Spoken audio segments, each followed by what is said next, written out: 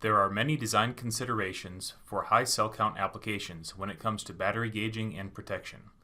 I will cover some of the standards you may encounter for safety and compliance, the key parameters that you should care about, and some silicon solutions from Texas Instruments. You are most likely familiar with single-cell battery applications like cell phones, MP3 players, wearables, and the like. There are many applications which need more power and therefore use a combination of cells to create higher voltage and higher current battery packs. Some of the most common are shown here. One of the highest cell count applications is electric vehicles, but since this topic requires considerations of automotive quality and other unique application considerations, I am not covering it here. Power tools are typically 13S or less, which means there are 13 cells in series for a typical voltage of 48 volts or less. Battery backup systems typically provide an adjustable 12-volt output, and the battery configuration varies. Vacuum cleaning robots and battery-powered stick vacuums are typically between 4S and 7S, whereas drones can also have packs configured in that range. Most notebooks are 2S to 4S, but now some gaming notebooks are 5S and may go higher in the future. The cell chemistries in each application differs, but each needs gauging and protection. Many high cell count applications choose lithium-ion batteries, which is the most common battery chemistry for a variety of applications, but other chemistries are still used depending on the application. Due to their many benefits, their popularity has helped drive down the cost of lithium-ion cells significantly since they were introduced in 1991. Lithium-ion batteries have the highest cycle life other than NiCad, but have less self-discharge and higher energy density. This makes them ideal for applications that need a lot of power, but need the batteries to be small and light.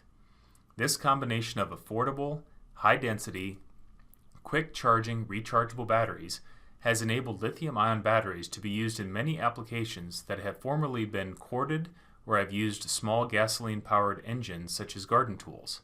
However, high cell count lithium-ion battery packs require more care in the charging and protection circuitry, as they are not tolerant of overcharging, cannot be trickle charged like lead acid, and require protection circuitry. Depending on the type of product being produced, it may fall under a variety of safety standards and certifications. One of the most broadly applicable is the Underwriter Laboratories or UL 2595, which is the general requirement for battery-powered appliances. If your product has an integrated or detachable battery up to 75 volts, this standard will likely apply to you. The standard only covers the battery safety and not all safety concerns, so other standards may apply. Also, this standard doesn't apply to the battery charger, but only the battery and its protection requirements to address the risk of fire or explosion, and not toxicity, which is inherent to the battery chemistry. UL 1642 standard addresses many of the functional tests required for the cells themselves, which are usually addressed by the cell maker, not the system maker. Since many products are developed for use all over the world, it is necessary to consider international standards.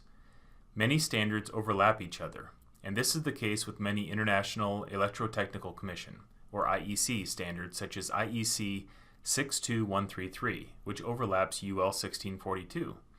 Many countries participate in the certification body scheme, where participating laboratories are able to give manufacturers a simplified way of obtaining multiple national safety certifications for their products. Right now, there are around 50 countries that accept the CE and CB marking scheme. After you've considered the safety standards that your cell supplier has to meet and the safety standards that your system has to meet, you also need to consider the special requirements for shipping your product that integrates a high cell count battery. Several United Nations classifications may apply, such as UN 3171, which applies to battery-powered vehicles and equipment, which include hoverboards, e-bikes, scooters, and much more. The International Air Transport Association, IATA, issues battery guidance for safe transport by air, including guidance on the amount of charge that can be in the cells. Packing Instruction PI 965 through 970 apply to shipping batteries safely depending on the type of battery and whether they are shipped loose or in the end equipment. Here I give an example of how a single gauge plus protector from TI can provide compliance to UL 2595. The standard covers many different topics, and I am highlighting some of them here.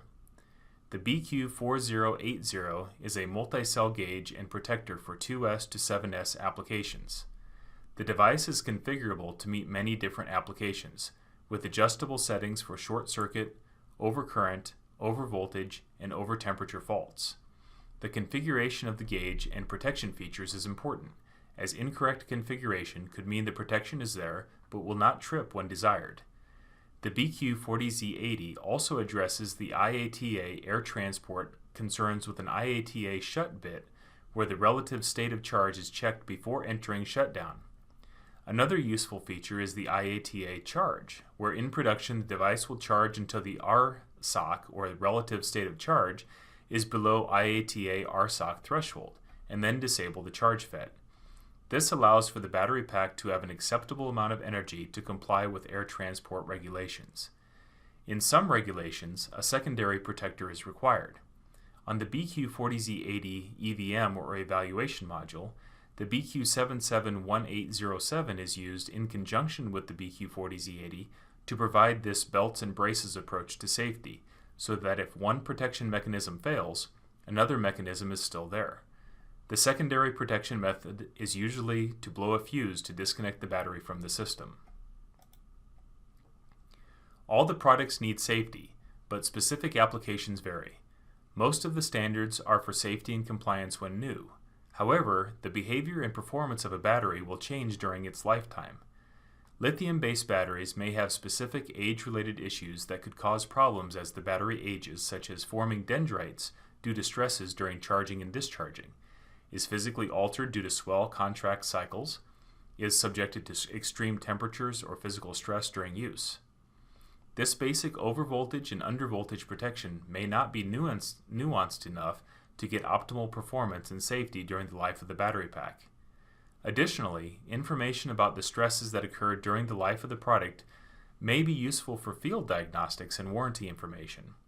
In these applications, a full gauge, in addition to the protection, provides this information such as state of charge, full charge capacity, state of health, individual cell monitoring and protection, and lifetime and black box information.